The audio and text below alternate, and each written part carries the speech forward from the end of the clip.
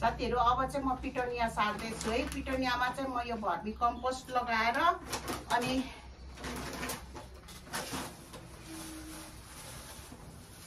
यहाँ चाहिँ मेरो तयार पारेको हजुरहरुलाई टाढो भयो है, भिडियो बनाइदिने मान्छे छैन, सरी है साथीहरु, टाढो भयो। यो मल चाहिँ मैले पिना र हर्डीको मल मिक्स गरेर राखेको मल हो। भन्नाले उब्रेको मल राखेको भन्दा नि अस्ति यो बगनबेली रोप्दाखेरि बिरुवा सार्दाखेरि उब्रेको यो मल छ, यही मल युज गर्छु है साथीहरु। अनि हेर्दै गर्नुस् ल, म फुल चाहिँ कसरी बनाउँछु भनेर हजुरहरुलाई देखाउँछु। यो चाहिँ मेरो 12 इन्च गमला है, प्लास्टिकको 12 इन्च गमला हो। अनि यसमा चाहिँ मैले माटो र कोकोपिट मिक्स गरेर यसरी गमलामा टक टक टक गरेर राखेको छु कि अब राख्ने ठाउँ छैन हो। अनि त्यही भएर मैले एकैचोटी गमलामै राखेको थिएँ। अनि भिडियो बनाउनु पनि सजिलो हुन्छ मलाई, काम गर्न पनि छिटो हुन्छ भनेर मैले चाहिँ यसरी राखेको छु है। यो पिटोनिया पनि मैले हिजै लिएको हो, पुरा घामले ओइलाइसकेछ, कस्तो अलिक कस्तो कस्तो भइसकेछ।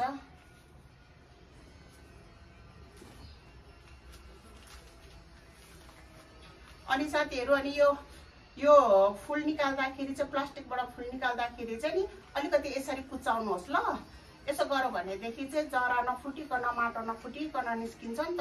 अनि जबरजस्ती निकाल्नु खोज्यो भनेदेखि चाहिँ यो फुलको पुरा जरा हो, माटो फुट्छ अनि जरा पुरा यो हुन्छ है।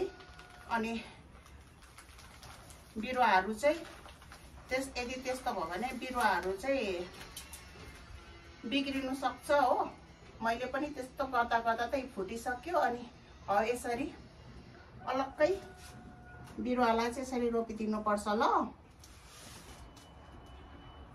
गमलामा राख्दाखेरि चाहिँ पुरा नापेर राख्नु होला है साथीहरु।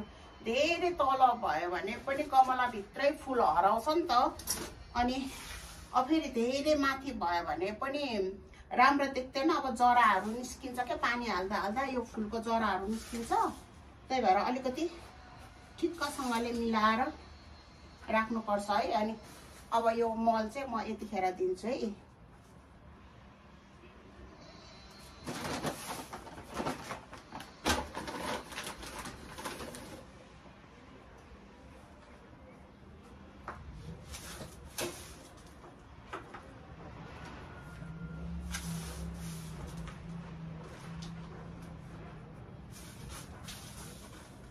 अनि यो मेरो भ्यागुते फुल यिनीहरु पनि म निकालेर यही पिटोनिया लगाइदिन्छु हो। यो चाहिँ तर 8 इन्चको गमला छ। अब बिरुवा चाहिँ सप्रिन्छ कि सप्रिँदैन थाहा छैन। यो चाहिँ 12 इन्चको गमला हो। 12 इन्चको गमलामा त मजाले सप्रिने भइगयो हो।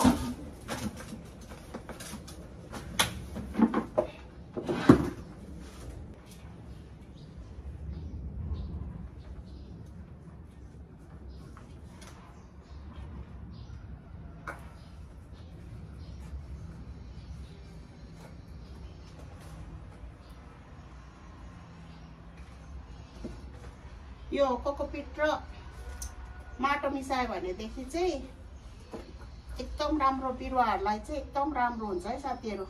कोकोपिटले चाहिँ एकदम नरम फुक्को कस्तो भन्छ अब अलिक हलुको माटो बनाउँछ नि त।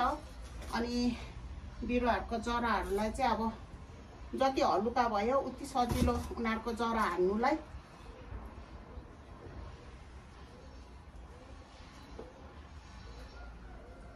ल एउटा बिरुवा तयार भयो साथीहरु। एउटा गमला रेडी भयो है मेरो। यस्तो मिठो कलरको पिटोनिया छ, डार्क पिङ्कमा, रानी पिङ्क भन्छ नि, त्यही रानी पिङ्क कलरको हो।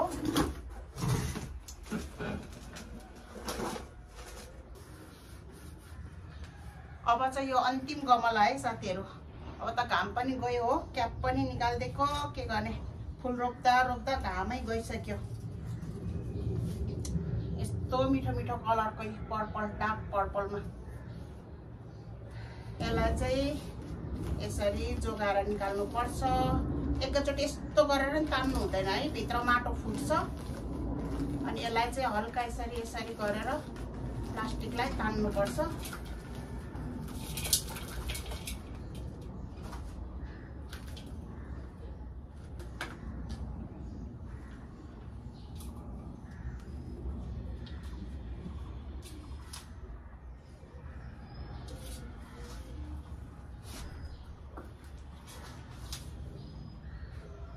गमला चाहिँ एकदम ठुलो यो 12 इन्चको गमला ठुलो भएर होला, माटो एकदम ज्यादा खायो, टाइम पनि एकदम धेरै लाग्यो फुल रोप्नलाई, थाकी पनि सक्यो।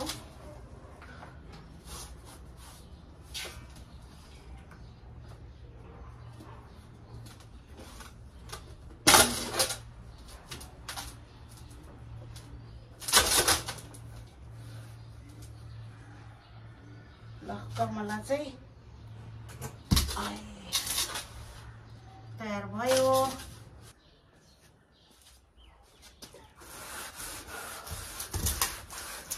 अब चाहिँ सबै फुलहरू रोपिसके, यहाँ थन्काउने कार्यक्रम हुँदैछ। अब यो गमला पुसपास गर्नुपर्ने छ।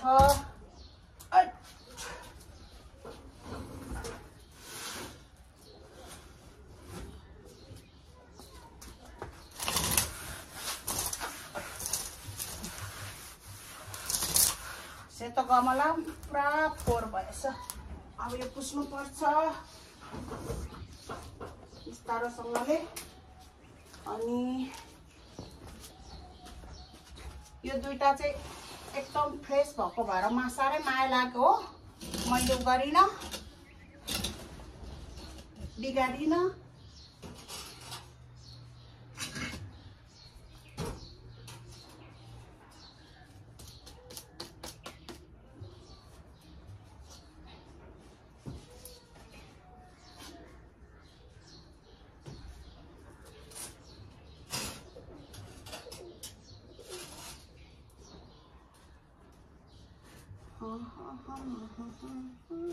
सबै गमला एकदम फोहोर भएको छ। यसलाई चाहिँ सट्ट सफा गर्नुपर्छ पखालेर बिस्तारो। थाक्नै थाक्यो, आमामामामा कम्ता त थाक्यो न त आज त, धेरै थाक्यो साथीहरू, काम पनि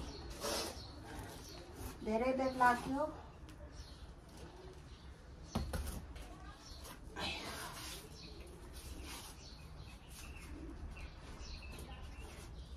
सबै यो मिलाउँदा त आमामामा 4-5 घन्टै लाग्यो त।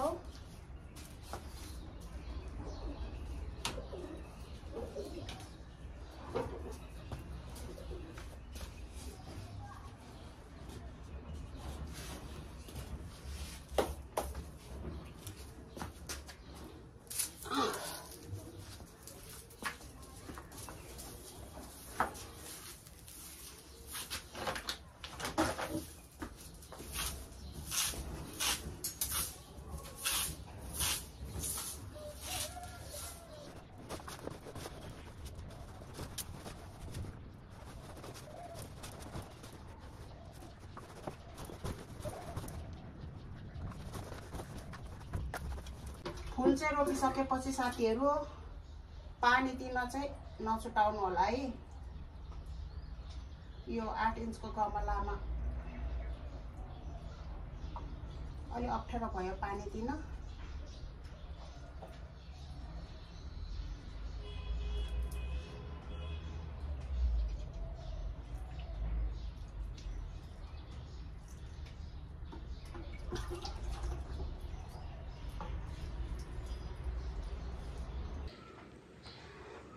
हेर्नुस् ल साथीहरू, मेरो फाइनल लुक चाहिँ यस्तो भयो। हेर्नुस् है, यस्तो मजाले फुलहरू।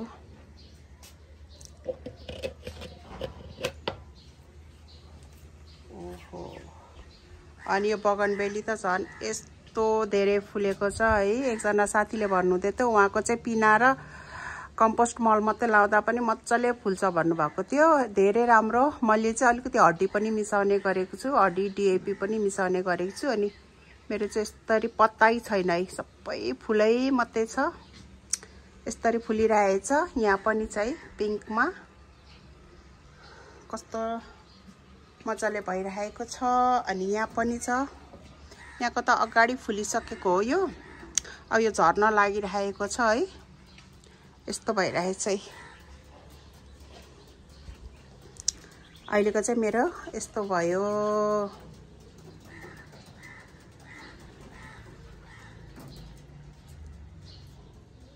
अनि यो चाहिँ चोको ब्राउन है, चोको ब्राउन कलर, चकलेट जस्तै हुन्छ, ब्राउन कलरको हुन्छ, चोको ब्राउन कलरको।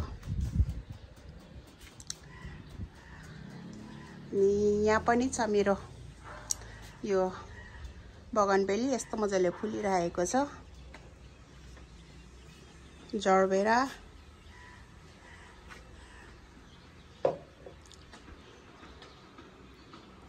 हस्त साथीहरू, बाई बाई।